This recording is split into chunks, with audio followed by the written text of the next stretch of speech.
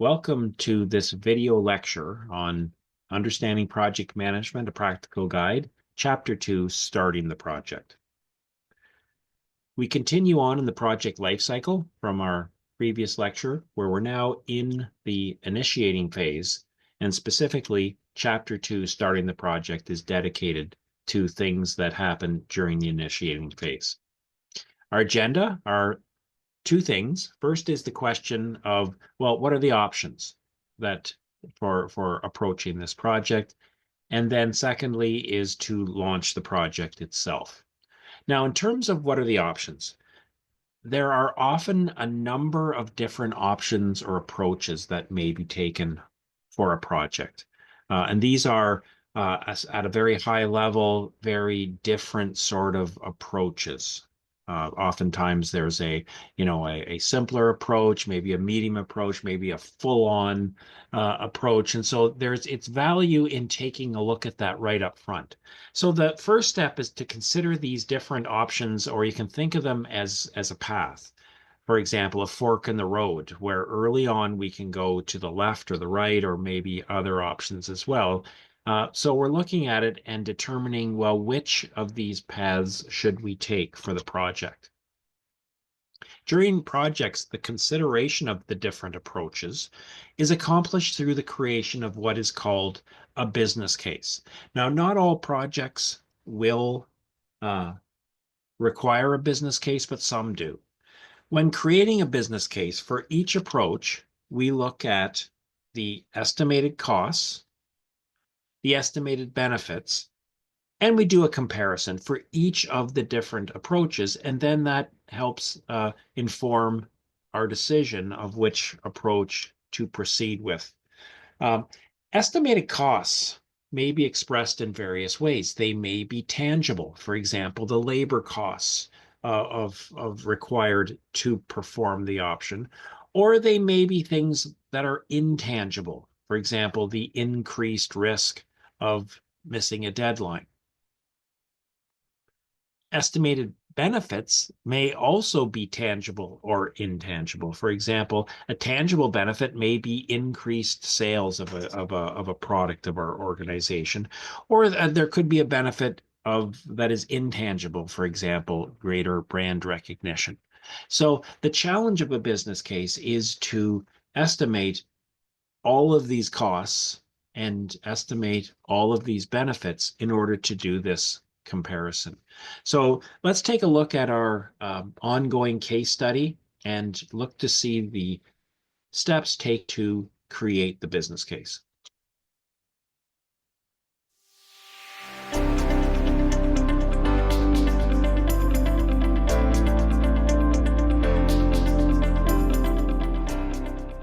Working late on a Friday afternoon, Sophie Featherstone is updating the final project documents for a recently completed project. Sophie has been with Deco Productions for just over 2 years, working as a senior project manager in the product distribution department. As she packs up to leave, her phone rings. Checking the call display, she sees that it is Arun Singh, Vice President, Mobile Products Distribution. Hello, Sophie. Glad you're still here. I need you to manage the product launch for the new version of DecoCam. This is the biggest update to DecoCam that we've had. Its goal is a 5% increase in market share, so there is a lot riding on this one. Given all the good work you've done over the last couple of years, I know you're up to it. Sounds great, Arun. It will be great to work with you again. Hanging up the phone, Sophie pulls out her notebook and starts a to-do list. She has a lot of work to do to get this project up and running quickly. There are usually many different options for completing a project. On a notepad, she jots down 3 main options. A. Soft product launch, consisting of minimal promotional activities that would rely primarily upon word of mouth from the existing DecoCam users. B. Moderate product launch, consisting of option A, plus promotions through the company's existing communication channels. C. Full product launch, consisting of option B, plus the development of a promotional video and creation of trade show materials. Over the next few days, Sophie consults with a number of people within the company. This helps her define the high-level content and develop a reasonable estimate for each option. As she completes her work, one of the options emerges as the best choice, and it becomes clear what her recommendation will be. She books a meeting with the project's sponsor, Arun, who will select the final option. Okay, so during this video, 3 options were developed by the project manager, Sophie. There was a soft product launch, a moderate product launch, and a full product launch. Sometimes there's also another option of do nothing, of not to proceed with the project. It didn't apply in this case, but it is often an option within a business case. The question now is which option to choose. Next, costs are estimated. These tend to be rough estimates as the details of the project are not yet known.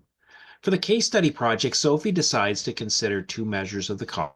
The budget that would be required, for example, the salary costs, cost of materials, and so on, and the risk that the product launch would not be ready by the due date required by the project sponsor.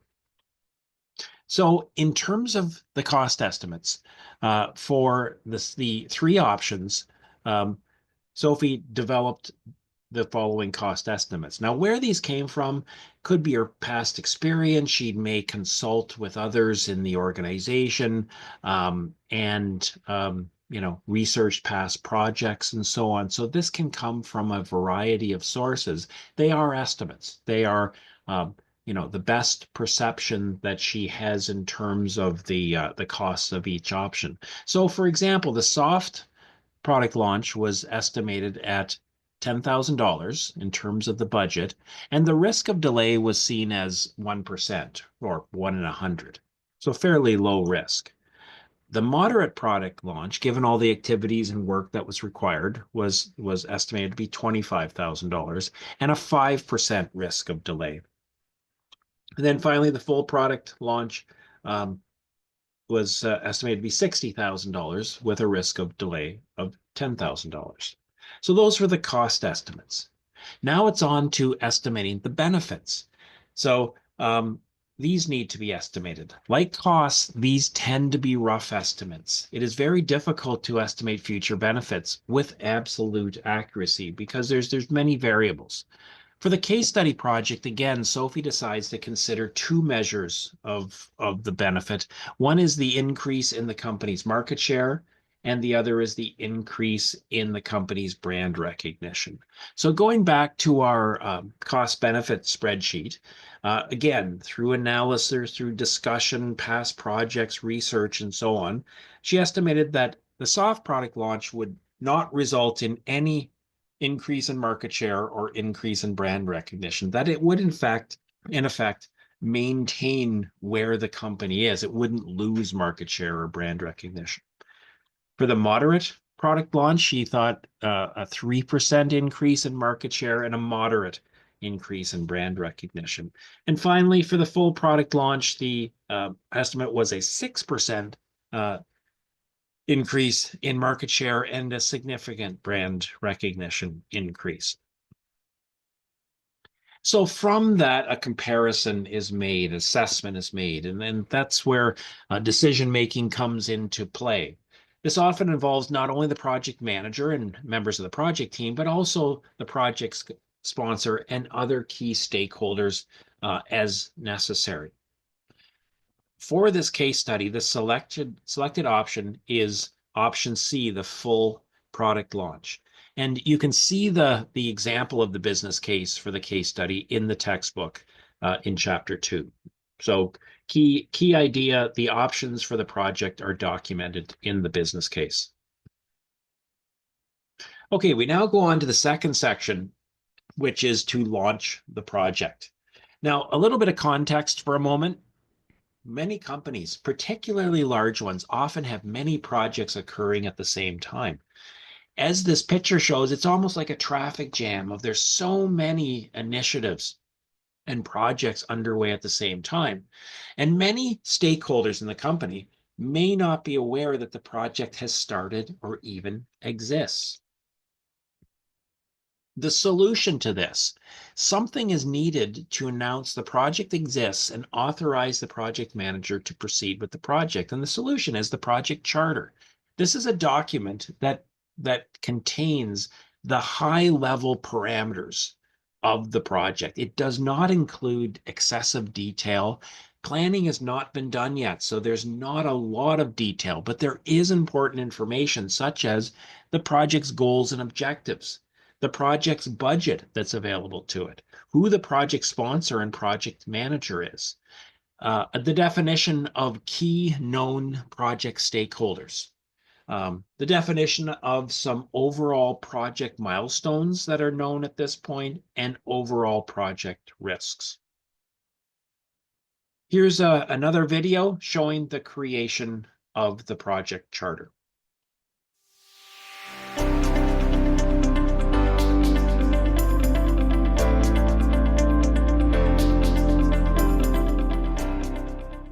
Sophie has accomplished a great deal over the last couple of weeks. The business case that she created was very useful for selecting the best option for the product launch. Her boss appreciated how well the options were presented and accepted her recommendation to proceed with the full product launch option. Over the last few days, Sophie has been in various discussions with a number of stakeholders within Deco Productions, including Casey and Arun. Through these discussions, she has clarified her understanding of the project's goals and objectives, key milestones, and possible risks.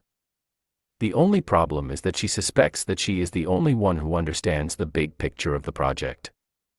Additionally, Sophie is concerned that there are many people within the organization who are not aware of this project, let alone that she is the project manager. She decides that it's time to summarize this information in a written report, the project charter. Given the number of stakeholders who will be affected by her project, she checks her calendar in order to book a project kickoff meeting.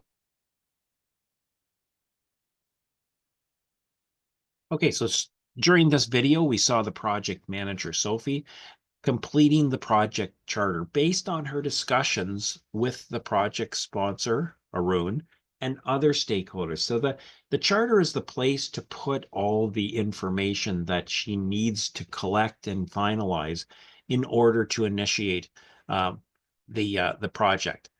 The resulting document, once approved by the project sponsor, becomes the basis for the planning phase and the rest of the project. So the project charter is the guiding document that provides those overall parameters and should be always referred back to in terms of as additional planning and work is done. It is according to the guidance of the project charter.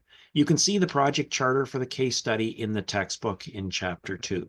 So again, key idea, creation of the project charter signals that the project has started and authorizes the project manager to proceed with the project. There is often and is recommended to be a kickoff meeting, a project kickoff meeting, once we're at this point, at the end of the initiating phase. A gathering of the key stakeholders to officially launch or kick off the project is advisable. It's advisable because it allows key stakeholders to interact, ask questions, or express concerns before the project proceeds into the planning phase.